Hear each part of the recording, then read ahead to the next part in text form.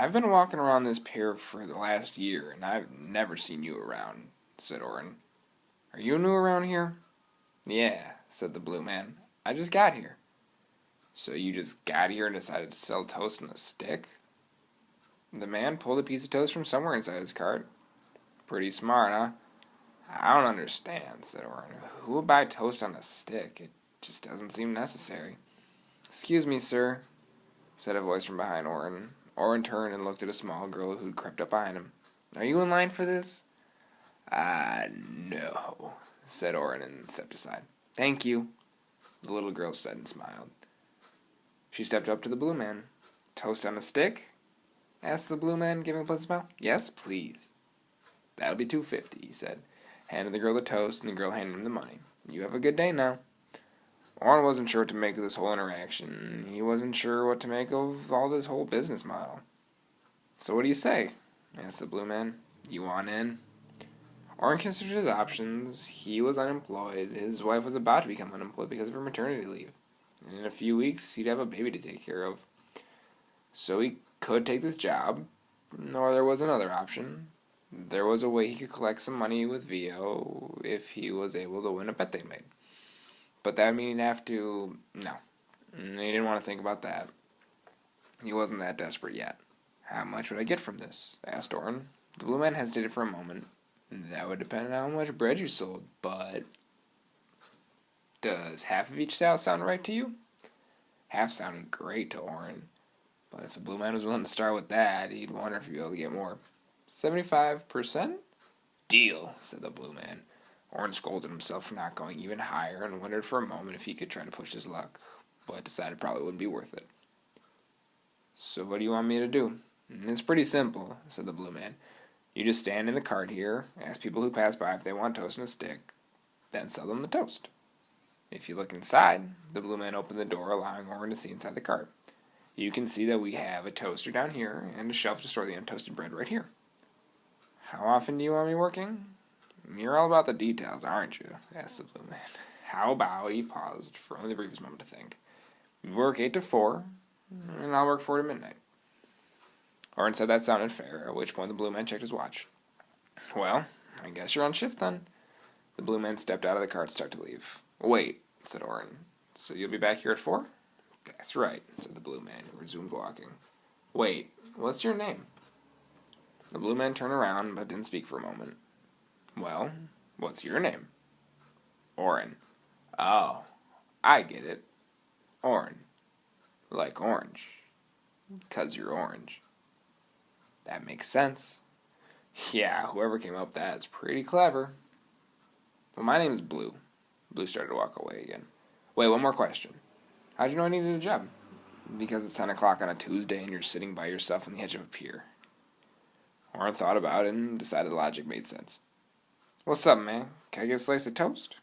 Oren looked and saw that he had his first customer.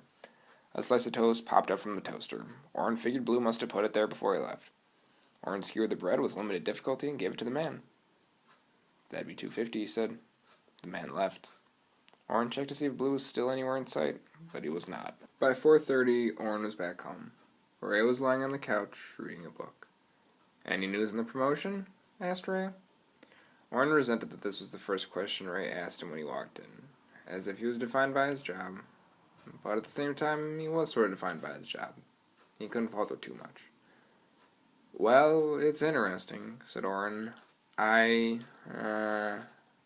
gave Oren a curious look, imploring him to go on. I just don't know yet, said Oren. Things are kind of in the air.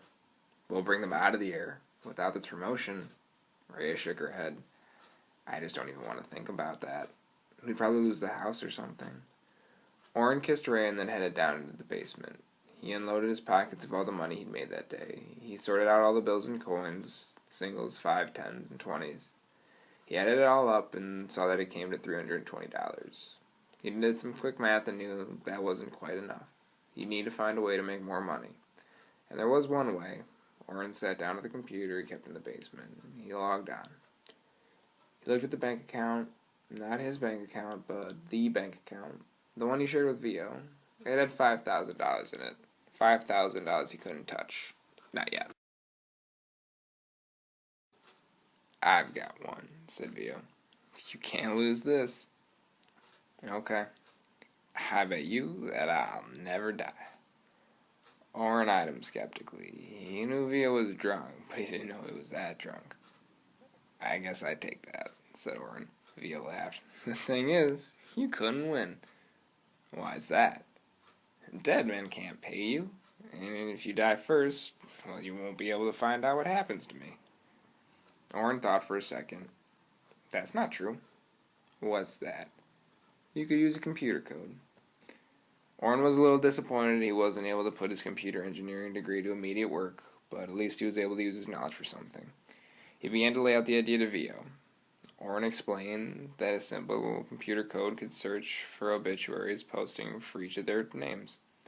If they both put money into a joint account, then, when the code found the name, the money would be automatically transferred from the joint account into the account of whichever one of them was still alive. Well, hell, said Veo. 500. What's that? We both put in 500. Whoever dies first loses. Something about all this seemed off to Oren. So, whoever dies gives the other $500? You're right, said Veo. Make it 2,000. 2,000? No. 25. Make him even 5 that way. Winner gets 5 grand. Oren rubbed his forearm. Let's shake on it, said Veo, and extended his arm towards Oren. Don't be some sort of punk. What do you have to lose? You'll either be dead or $5,000 richer. Oren shook and then took a drink.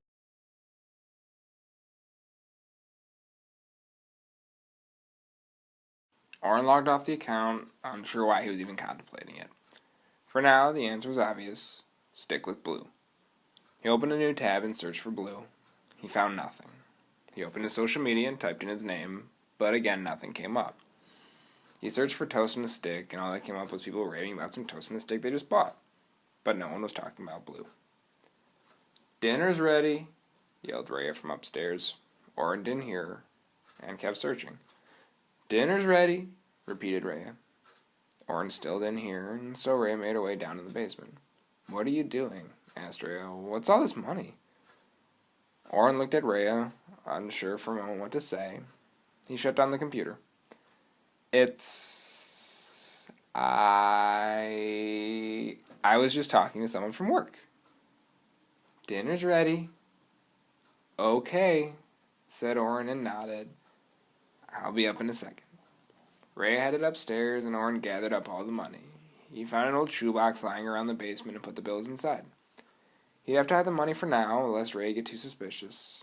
Tomorrow he'd find out who Blue was.